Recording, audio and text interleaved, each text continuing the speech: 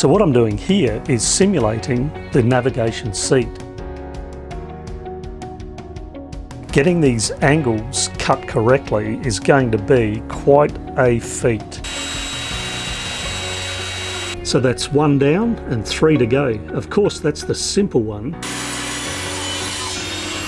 Now I can imagine there'd be people thinking, why bother going to such trouble with all the time required to do it?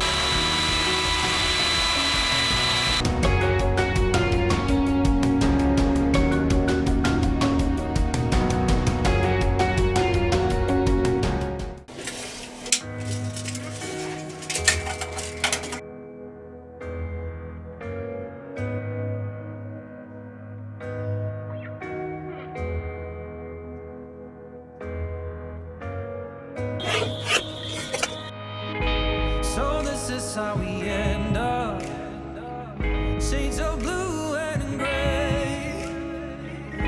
I'm just like an empty bottle, my dreams are on delay.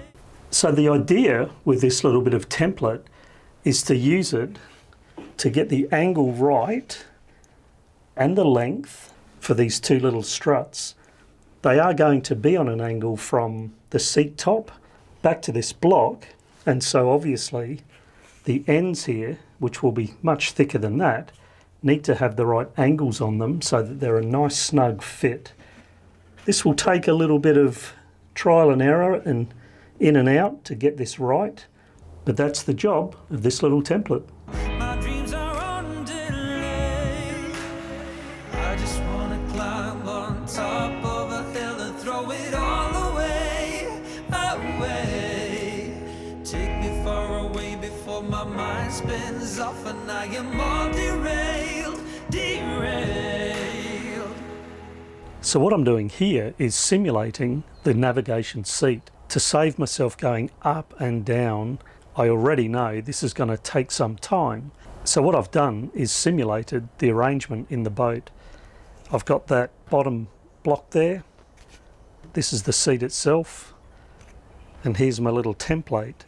And what I'll be able to do is work and get that angle right on a couple of bits of rosewood to get that angle right in the thickness that I'm going to make them. Just drive all the way to the rainbow's end. Just drive, and we'll never turn our backs again.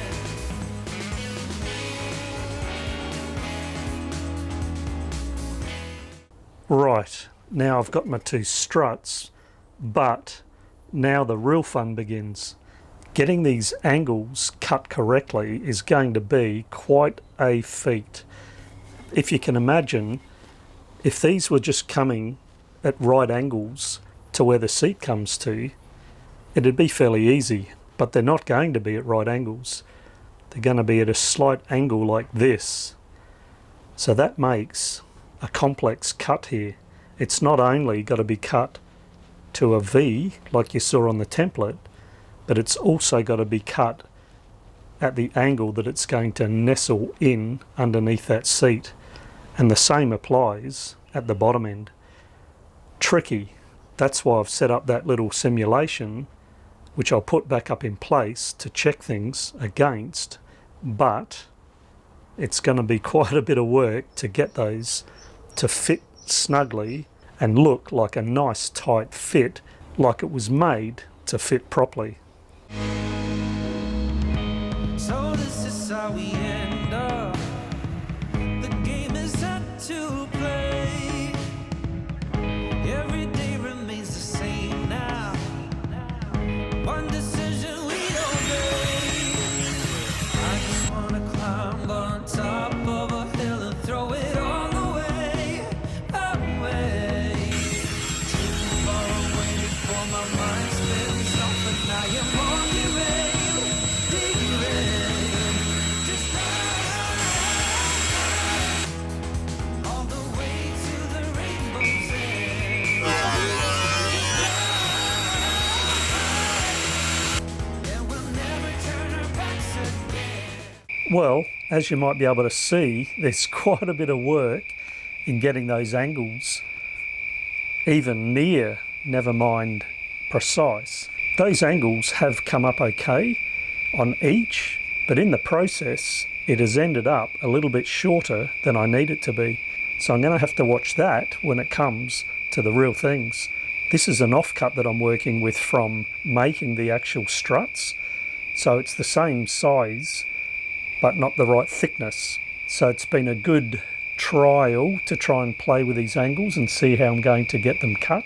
And I think that what I'm going to have to do is just be very, very careful and slow and cut things longer so that I can end up trimming where needed along the way. One thing that I have worked out is 2 of these cuts are actually going to be 90 degrees to the face. I've discovered this just by playing with this, lifting it up and down and just seeing how the angles change on both of those surfaces. And the good thing is at least 2 of those cuts are actually going to be 90 degrees to the face.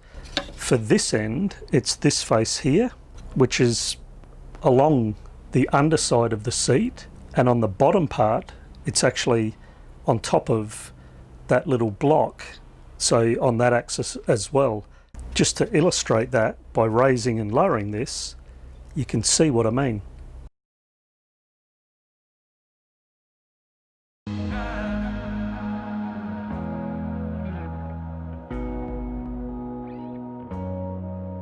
Just drive.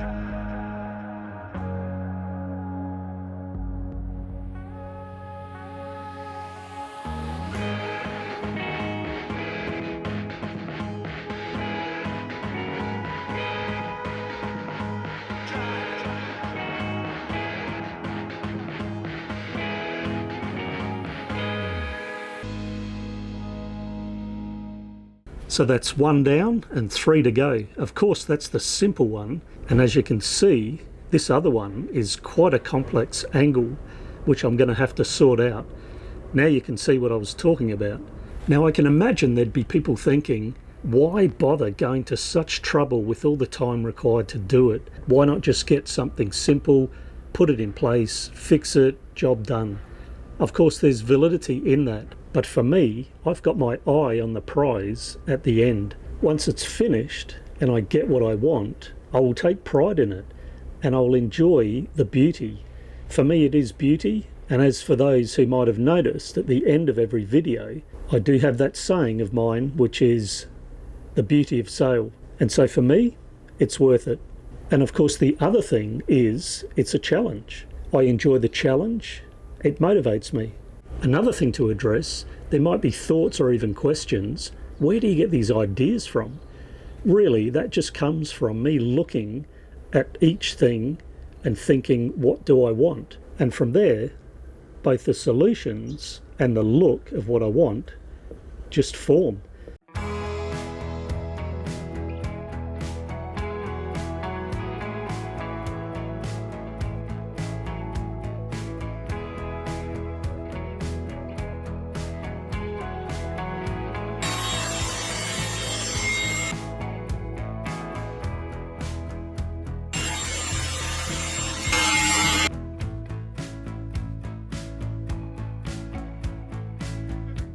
Well, that's now 2 down, 2 more to go.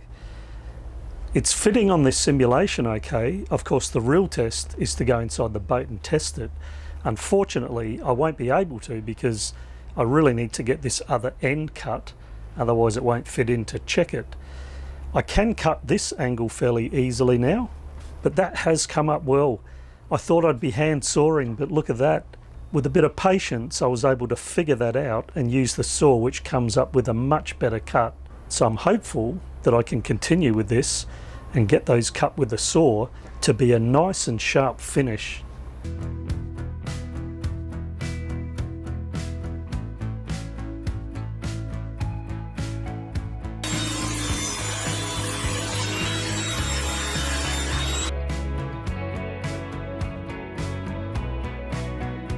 Well, here's a newly discovered to me little trick.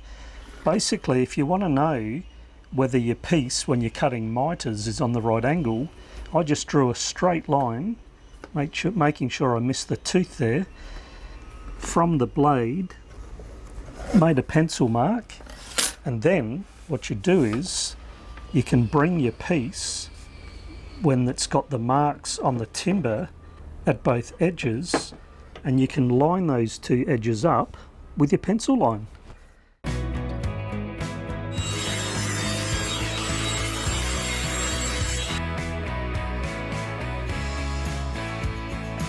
And now for the moment of truth. Is it going to fit or not? Well, only one way to find out. Let's go in the boat.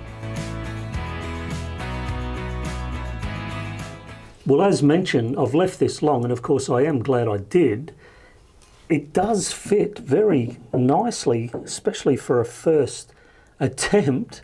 Because it's just a little bit long, it won't go on top and under at the right angle, which is fine. But what I do think I want is to just have a little bit more of an angle on this. So now I can just play with those angles a little bit and shorten it to get it to fit on top. Well, that was going well, up and down about half a dozen times with that strut, just getting it finely trimmed, finely shaved, and guess what? I got carried away and took off too much. True story. So here's what I've ended up with, a repair job.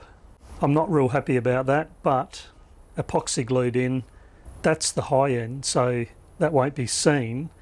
It's just unfortunate that I was just trying to go too fine and buggered it. Never mind, that's under repair. And in the meantime, I'll get onto this other one. Now with this one, it's pretty much going to be the same angle. However, being on the opposite side, instead of being raised at this end to get the angles right, I actually need to do it the opposite way. So I'll put a packer under this end of 60mm and get those angles right and get that cut up, and hopefully I can stop when it's close enough.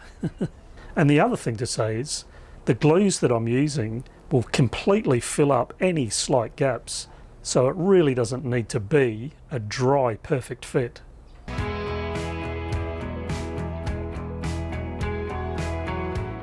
Well, this is about where I got the other one to.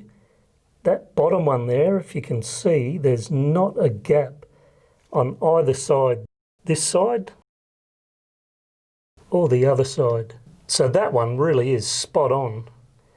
And this one up here, as you can probably see, there's about a 0.5 to 1mm gap on this side. I can't get the camera in on the other side, but that's touching. So I got the other one to about that stage, and then I kept going, thinking I can get it even more perfect. But I think with one more tiny shave, I'm going to risk getting that one at the top a little bit closer, and hopefully I don't mess it up. Well, that worked. I gave it that tiny little shave ever so carefully, and it fits like a treat. It's just a shame this other one didn't go quite as well as that other one. But as I say, that's now all glued up.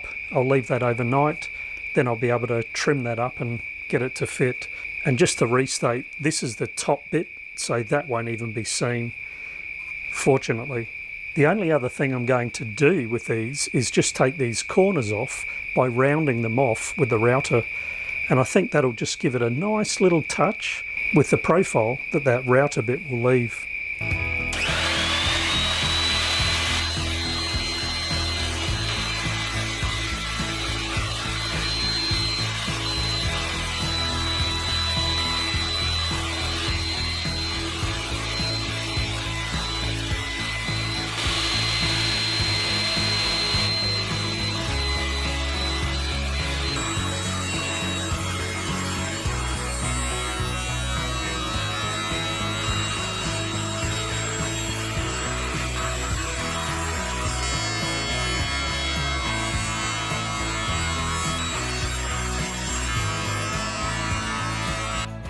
Well, finally, those struts are done. Whew, that really did take a long time for 2 bits of timber. Those angles are really tricky. Anyway, they're done now, thank goodness. And just to answer to some questions that were fired regarding storage underneath this seating, because of the slope of the hull, and also because of the fact that I want to be able to have my feet underneath myself when I sit at times, it's really not a usable space for storage. Yes, I could have had some sort of storage there, but Mistress really does have a lot of room and a lot of room for storage, so I really wasn't concerned about making use of that space for storage. And as I say, because of that sloping hull floor, it would have rendered a very small space. By the time you put a floor in it, the space would have been very small, so I really wasn't that concerned about trying to make that space for storage. As I said, everybody, it was great to finish those little struts. In the next episode, as explained previously, I don't have enough marine ply to make up that one piece.